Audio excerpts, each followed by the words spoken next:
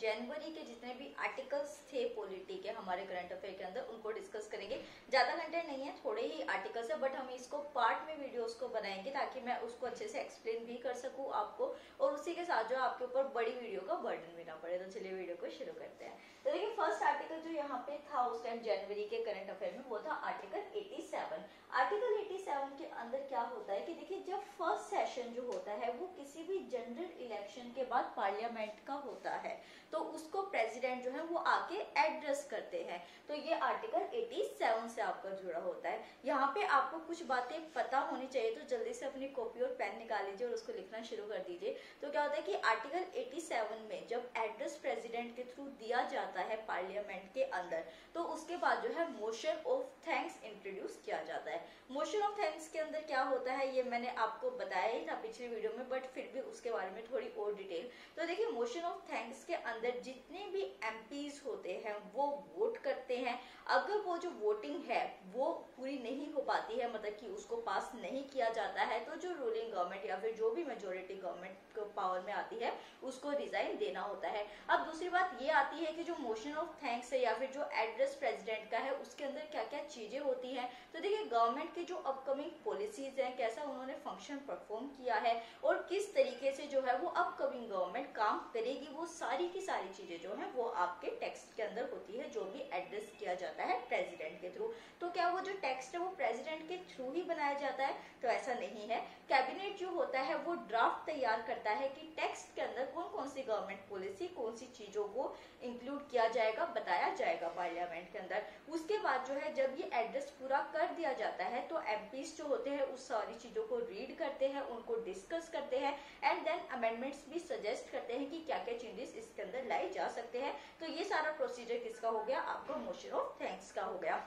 अब एक क्वेश्चन आता है कि मान लीजिए हम तो पार्लियामेंट्री सिस्टम में रहते हैं, प्रेसिडेंट को कैबिनेट ने ड्राफ्ट बना के दे दिया कि आपको जाके पार्लियामेंट में ये बोलना है, और प्रेसिडेंट है या फिर जो गवर्नर है वो उस चीज को नहीं करना चाहते, तो उनके पास क्या ऑप्शन है? तो चाहे प्रेसिडेंट या गवर्नर उस टेक्स्ट को पढ़ना चाहते हैं या नहीं पढ़ना चाहते हैं, वो बाउंड होते हैं कि उन्हें वो रीड करना ही होगा। तो क्या ऐसा कभी हुआ है कि प्रेसिडेंट ने कुछ गूगली कर दिया? तो प्रेसिडेंट ने तो नहीं, बट वेस्ट बंगाल के अंदर 1969 के अंदर जो है ऐसी गूगली कर दी गई थी वहां के गवर्नर के थ्रू। तो यहाँ पे 2 पैराग्राफ्स थे जो कि गवर्नर को लगा था कि अनकॉन्स्टिट्यूशनल है, तो गवर्नर ने उन पैराग्राफ्स को रीड ही नहीं किया। उसको डिलीट करने को तो नहीं कहा क्योंकि उन्हें पता था कि वो हो नहीं सकता, तो उन्होंने उन पैराग्राफ्स को स्किप कर दिया। तो ये सारे डाटा आपको याद रखने हैं। उसके बाद देखते हैं कि ये जो एड्रेस ऑफ प्रेसिडेंट होता है जो हमारे देश के अंदर आर्टिकल 87 के नाम से जाना जाता है, वो क्या दूसरी कंट्रीज में भी तो होता है? तो यूएसए और यूके में उसको अलग नाम से जाना जाता है।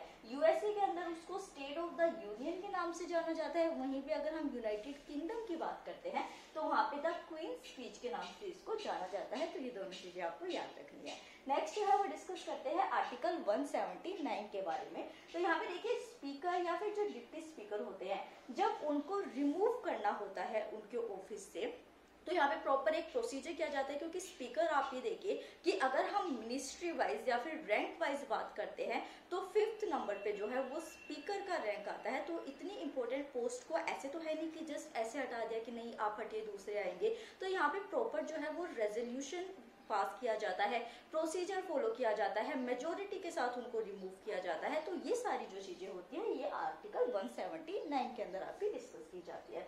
तो स्पीकर और डिप्टी स्पीकर का रिमूवल हो गया। अब क्या जो रिमूवल होता है स्पीकर और डिप्टी स्पीकर का, उस टाइम में क्या केसेस होते हैं? तो देखिए स्टार्टिंग में आपको ये बात पता होनी चाहिए कि 14 डेज का नोटिस दिए बिना स्पीकर को या फिर डिप्टी स्पीकर को कोई भी रिमूवल का रेजोल्यूशन पास नहीं किया जा सकता या शुरुआत नहीं की जा सकती।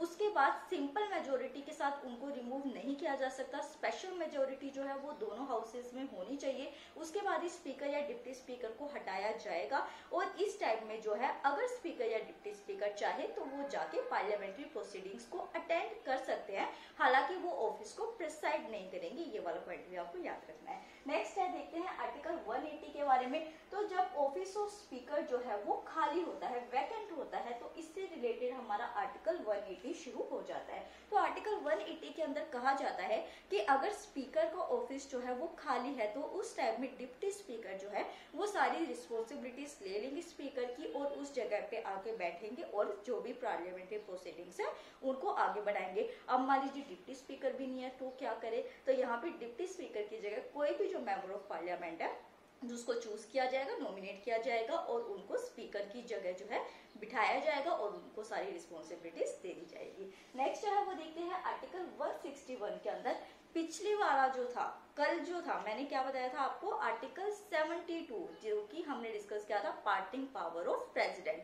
अब जो है इस मंथ में है आर्टिकल 161 जो कि पार्टिंग पावर ऑफ गवर्नर को डिस्कस करता है। तो देखिए पार्टिंग पावर ऑफ गवर्नर के अंदर जो है वो सिंपल वही चीजें हैं सारी, रिमिशन, रिप्राइव, कम्यूटेशन, रिस्पाइट, ये सारी चीजें जो है वो सेम रहेगी। बट मैंने आपको कल भी एक बात बताई थी कि प्रेसिडेंट और जो गवर्नर होता है उनके बीच में पार्टिंग पावर में क्या डिफरेंस होता है कि जो मार्शल कोर्ट्स के थ्रू जो है या फिर जो मिलिट्री कोर्ट है उसके थ्रू जो जजमेंट दी जाती है उसमें माफी सिर्फ प्रेसिडेंट दे सकते हैं, गवर्नर नहीं दे सकते।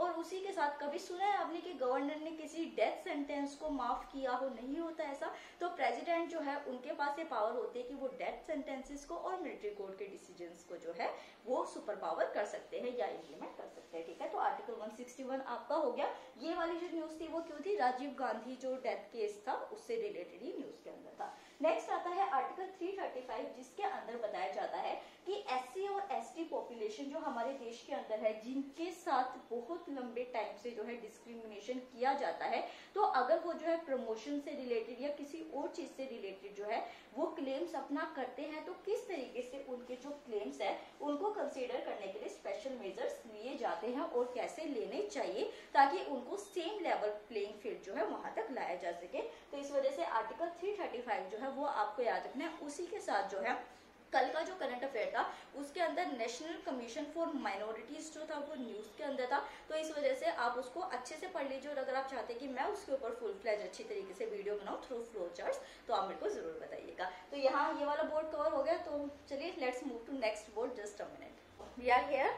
यहाँ पे हम डिस्कस करेंगे आर्टिकल 13, 137, 141 और आर्टिकल 144। कल मद्रास हाई कोर्ट की एक जजमेंट आई थी जिसमें मैंने आपको जुडिशियल रिव्यू के बारे में बताया था। बट ऐसा नहीं है कि जुडिशियल रिव्यू जो है वो बस अभी नहीं, उसके अंदर जुडिशियल रिव्यू बहुत टाइम जो है वो रहता है, तो उससे रिलेटेड जितने भी आर्टिकल्स है उनको हम यहाँ पे देखेंगे। ठीक है, और एक चीज और, अभी तक अगर आपने हमारा टेलीग्राम चैनल जो है वो ज्वाइन नहीं किया है तो जाके ज्वाइन कर लीजिए। वहाँ पे आपको पीडीएफ और इसकी आई थिंक फोटो भी मैं डाल दूंगी, अगर आपने नोट नहीं किया तो आप वो देख सकते हैं, लिंक डिस्क्रिप्शन बॉक्स में। तो आर्टिकल 13 को पहले हम डिस्कस करते हैं। तो देखिए आर्टिकल 13 जो है हमारे फंडामेंटल राइट्स के अंदर आता है, आर्टिकल 12 से वो शुरू होता है। ठीक है, तो आर्टिकल 13 के अंदर ये कहा गया है कि पार्लियामेंट जो है वो अगर कोई भी ऐसी लॉ बनाता है जो कि फंडामेंटल राइट्स का वॉयलेशन कर रहे हैं तो उस टाइम में वो जो लॉ होगी वो वॉइड हो जाएगी या फिर मतलब कि उसको कंसीडर नहीं किया जाएगा कि वो सही है। अब जो है पार्लियामेंट ने तो बना दिया, लॉ बना दिया, पार्लियामेंट को अगर वो लोग बनानी ही नहीं होती, अगर उनको लगता कि वो गलत है फंडामेंटल राइट से तो वो उसको बनाते क्यों, तो यहाँ पे रोल आता है जुडिशियल रिव्यू का। तो आर्टिकल 13 के अंदर अगर कोई भी लॉ इस तरीके से बनती है कि फंडामेंटल राइट्स का वायलेशन हो रहा है या उससे इनकंसिस्टेंट है तो वो वॉइड है और उसके लिए Supreme Court as the protector of constitution आएगा। तो ये भी आर्टिकल 13 आपके जुडिशियल रिव्यू के अंदर ही आएगी, मतलब जुडिशियल एक्टिविटी के अंदर आएगी। फिर आता है आर्टिकल 137 जिसमें कहा जाता है कि जो भी ऑर्डर्स या फिर जजमेंट जो है वो सुप्रीम कोर्ट के थ्रू दी जाती है उसका रिव्यू करना। जैसे हम प्रियम्बल का ही यहाँ पे एग्जांपल ले लेते हैं। पहले सुप्रीम कोर्ट ने कहा कि नहीं प्रियम्बल जो है वो पार्ट ऑफ द कॉन्स्टिट्यूशन नहीं है, उसके बाद में कहा कि है कॉन्स्टिट्यूशन का पार्ट। तो यहाँ पे जब सुप्रीम कोर्ट अपनी ही जजमेंट या फिर ऑर्डर्स का रिव्यू करता है और एक न्यू जजमेंट देता है तो वो किसके अंदर आपकी कवर होती है, आर्टिकल 137 के अंदर कवर आती है। फिर आता है आर्टिकल 141। तो आर्टिकल 141 के अंदर कहा गया कि जो भी लॉ डिक्लेयर की जाती है सुप्रीम कोर्ट के थ्रू वो जो ऑर्डर होता है वो सभी कोर्ट्स के ऊपर बाइंडिंग होता है। जैसे इसका मैं जस्ट एक सिंपल सा एग्जांपल लेते हैं, हाइपोथेटिकल सिचुएशन लेते हैं कि मान लीजिए सुप्रीम कोर्ट ने कहा कि कोई एक स्पेसिफिक एरिया था, एनजीटी ने कोई पिटीशन डाली और सुप्रीम कोर्ट ने वहां पे कहा कि नहीं ये वाले जो ट्री एरिया है या जो फॉरेस्ट एरिया है आप इसको कट नहीं कर सकते हैं, क्योंकि ये इन्वायरमेंटल लॉज जो है या फिर कंजर्वेशन ऑफ जो इन्वायरमेंट है उसको वॉयलेट कर रहा है। ठीक है, तो ये वाला जो ऑर्डर सुप्रीम कोर्ट के थ्रू दिया गया आर्टिकल 141 के अंदर, अब जो है कोई भी पर्सन, चाहे वो गवर्नमेंट हो या फिर वो कोई प्राइवेट पर्सन है, वो किसी हाई कोर्ट में या डिस्ट्रिक्ट कोर्ट में जाके जो है वो अप्लाई नहीं कर सकता उसके अगेंस्ट, सुप्रीम कोर्ट के डिसीजन के अगेंस्ट, क्योंकि ये जो डिसीजन सुप्रीम कोर्ट ने ले दिया अब वो बाइंडिंग है किसके ऊपर, सभी कोर्ट्स के ऊपर under the article 141। Next article है यहाँ पे आर्टिकल 144, जिसमें कि सिविल और जो जुडिशियल अथॉरिटीज होती है वो सुप्रीम कोर्ट को हेल्प करने के लिए एक्ट करती हैं। तो यहाँ पे जुडिशियल अथॉरिटी जैसे ट्रिब्यूनल्स बना दिए जाते हैं, कुछ ऐसी बॉडीज जो होती है, जैसे कि मैं सीबीआई का ही एग्जांपल लेती हूँ, कोसी जुडिशियल जो है उनको फंक्शंस दे रखे हैं। तो कुछ तरीके की सिविल अथॉरिटीज या फिर जो जुडिशियल अथॉरिटीज जो होती है वो काम करती है ताकि सुप्रीम कोर्ट के ऊपर जो बर्डन है उसको कम किया जा सके। ठीक है, तो ये आर्टिकल्स जो थे ये आपके कौन से टाइम पीरियड के हमने डिस्कस करे, जनवरी 2020 के करे हैं। सारे आर्टिकल्स पूरे हो गए हैं और इस तरीके से ही हम और सारे इंपॉर्टेंट टॉपिक्स को भी कवर करते जाएंगे। अगर आपको मेरी कोई और हेल्प चाहिए, आप चाहते हैं कोई गाइड वीडियो मैं आपको बताऊं कि कोई भी आपको हेल्प चाहिए, तो वो आप मुझे जरूर बताइए, मैं आपके लिए जरूर बनाऊंगी। और अगर आपको ये वीडियो पसंद आई है तो give a thumbs up, channel को सब्सक्राइब कीजिए। Thank you so much.